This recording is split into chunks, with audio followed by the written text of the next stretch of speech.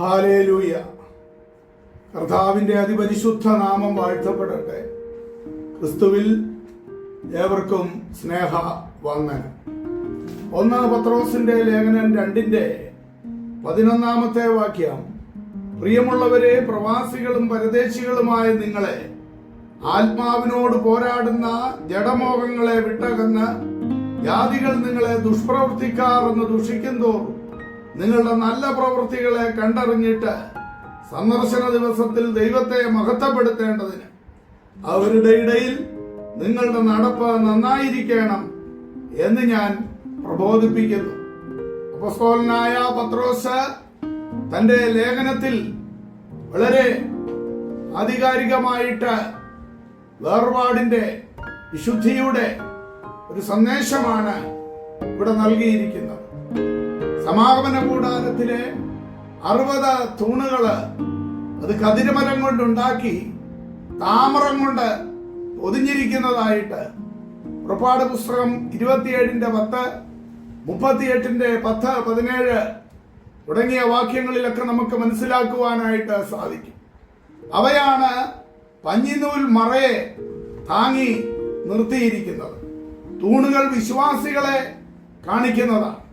ആലയത്തിലേക്ക് അശുദ്ധമായതൊന്നും മരുഭൂമിയിലെ കാറ്റും പൊടിയും കടക്കാതെ സൂക്ഷിക്കുമ്പോൾ തന്നെ സ്വന്തം വെണ്മയും വിശുദ്ധിയും ഈ മറ കാത്തു സൂക്ഷിക്കുകയും ചെയ്യുന്നതായും നമുക്ക് കാണാവുന്നതാണ്.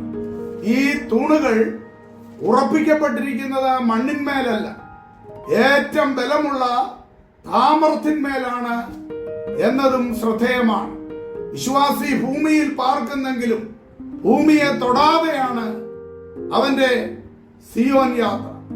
മരുഭൂമിയിലെ കൊടുങ്കാറ്റിൽ ചായാതെയും വീഴാതെയും ആ ഇരിപ്പാൻ വെള്ളി കൊണ്ടുള്ള മേൽ ചുറ്റുപടിയും വെള്ളിക്കൊളുത്തും കയറുകൊണ്ട് ബന്ധിച്ച് താഴെ അകത്തും പുറത്തും അടിച്ചിരിക്കുന്ന താമര കുറ്റികളിന്മേല് ബലമായി കെട്ടിയിരിക്കുന്നതും നമുക്ക് കാണാവുന്നതാണ്.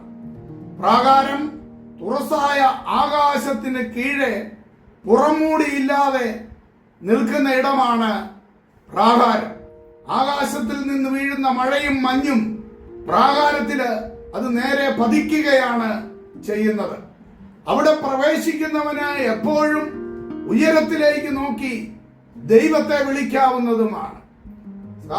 സങ്കീർത്തനത്തിൽ സങ്കീർത്തനക്കാരായ കോരകപുത്രന്മാർ പാടുമ്പോൾ, നിന്റെ പ്രാകാരങ്ങളിൽ കഴിക്കുന്ന ഒരു ദിവസം വേറെ 1000 ദിവസത്തേക്കാൾ ഉത്തമകരം എന്നാണ് പാടുന്നത്. അതേ ദൈവ സാന്നിധ്യമുള്ള ഇടം, അത് എത്രയോ അനുഗ്രഹിക്കപ്പെട്ടതാണ്. ഇവിടെ കണ്ടതുപോലെ ഉയരത്തിൽ നിന്നുള്ള ദൈവത്തിന്റെ അനുഗ്രഹങ്ങൾ യാതൊരു മറയും കൂടാതെ വണ്ണം ദൈവത്തെ നോക്കി നിലവിളിക്കുന്ന ആരാധിക്കുന്ന ദൈവ കുഞ്ഞുങ്ങളുടെ മേൽ എക്കാലത്തും പകരപ്പെട്ടുകൊണ്ട് തന്നെ ഇരിക്കും.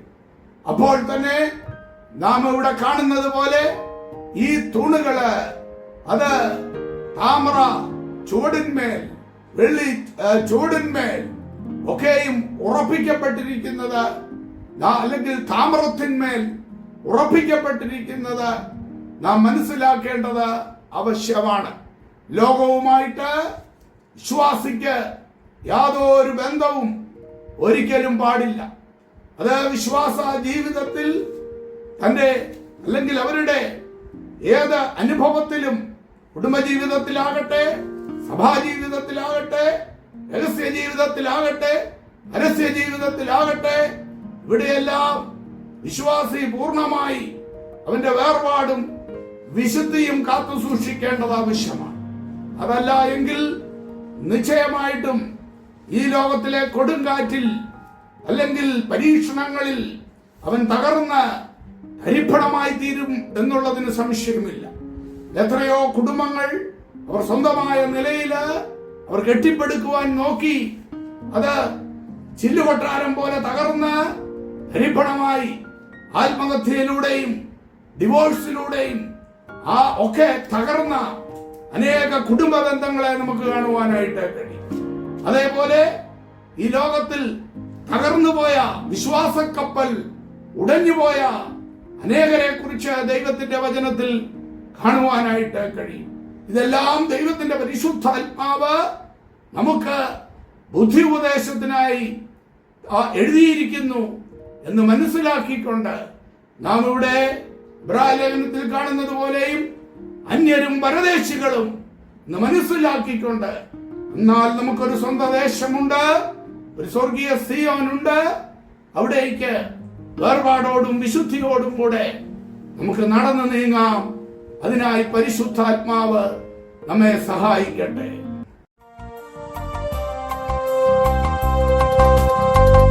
പ്രാർത്ഥന കേൾക്കണമേ കർത്താവേ, യാചന നൽകണമേ കർത്താവേ, യാചന നൽകണമേ. പ്രാർത്ഥന കേൾക്കണമേ കർത്താവേ, യാചന നൽകണമേ കർത്താവേ, യാചന നൽകണമേ.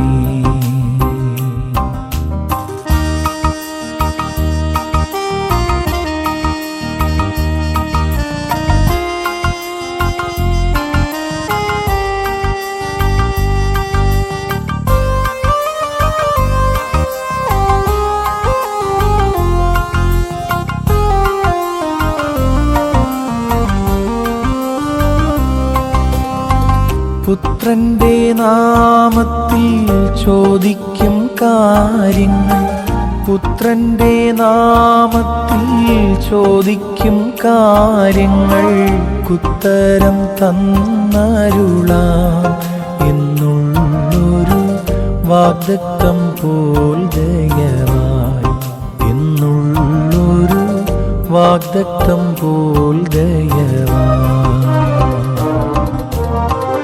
പ്രാർത്ഥന കേൾക്കണമേ കർത്താവേ, യാചന നൽകണമേ കർത്താവേ, യാചന നൽകണമേ.